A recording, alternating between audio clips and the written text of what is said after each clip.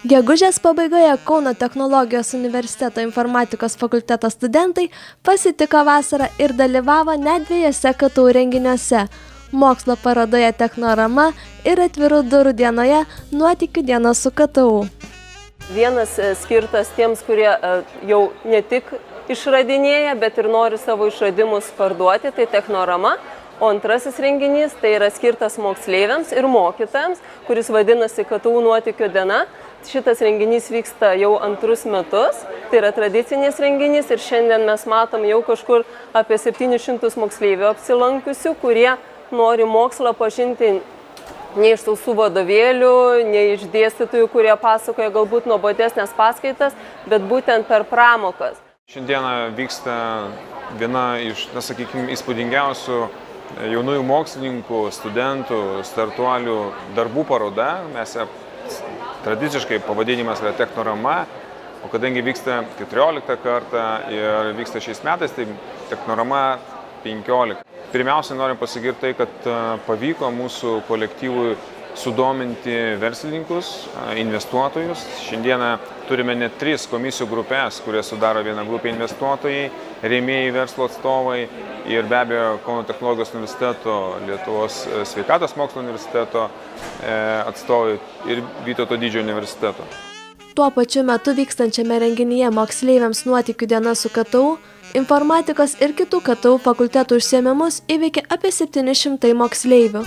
Jų laukia 25 pramogos, trukusios 4 valandas.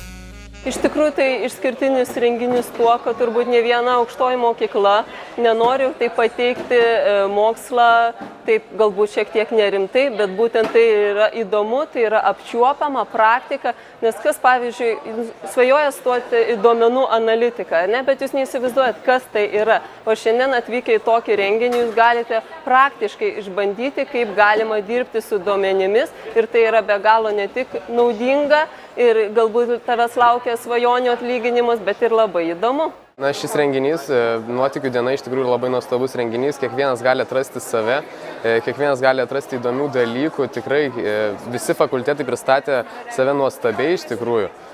Tiesiog buvo labai daug veiklos ir tikrai labai rekomenduoju visiems čia atvykti.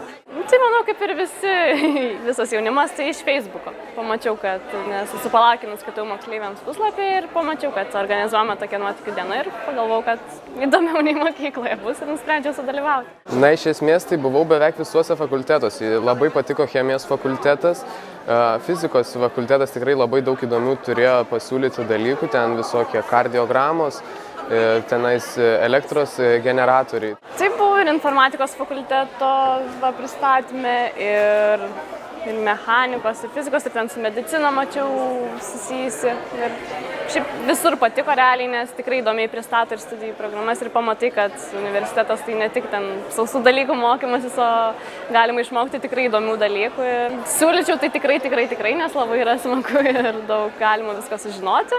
Iš tikrųjų, moksleiviams netgi ne tai, kad įdomu, bet ir privalu čia ateiti vien dėl to, kad jeigu jie nežino, kur stoti, ir iš tikrųjų aplink jį dabar yra tiek daugybė informacijos ir dėja daug labai reklamos, kuri galbūt yra šiek tiek rožinėms svajonėm ir spalvomis apipinta, kad jie ateitų ir praktiškai išbandytų savo svajonių specialybę ir suprastų, ar tai iš tikrųjų jo svajonė specialybė ir taip jiems būtų lengviau pasirinkti savo gyvenimo kelią. Jaunieji informatikos mokslininkai tarp 80 mokslinių darbų pateikė net 19 technologinių išradimų, kurių dalis pelnė prizinės vietas. Šiandieną studentai pristato 80 darbų ir džiugu tai, kad šiais metais turime Rygos technikos universitetą, kuris prisijungė, tai galima sakyti, kad net ir tvirtinti, kad tai yra jau tarptautinių renginių virstantis jaunųjų mokslininkų darbų pristatymas. Ir džiaugiamės, kad vyksta Santakos slėnyje, džiaugiamės, kad atvyko nemažai žmonių, daug moksleivių ir studentų. Mes matom potencialą, kad iš tikrųjų studentai turi daug įdomesnių idėjų ir tos idėjos jau būna kartais įgyvendintos ir versle. Studentai ateina su savo verslo įmonėmis. Tai reiškia, kad mes tą renginį galime plėsti į žymiai didesnio masto. Ir aš įsivaizduoju, kad ateityje apskritai tai bus tarptautinis jaunųjų mokslininkų, tarptautinis startuolių renginys, kur pristatys naujausias technologijas ir aš manau, kad tai būtų vienas didžiausių renginys tarp Baltijos šalių.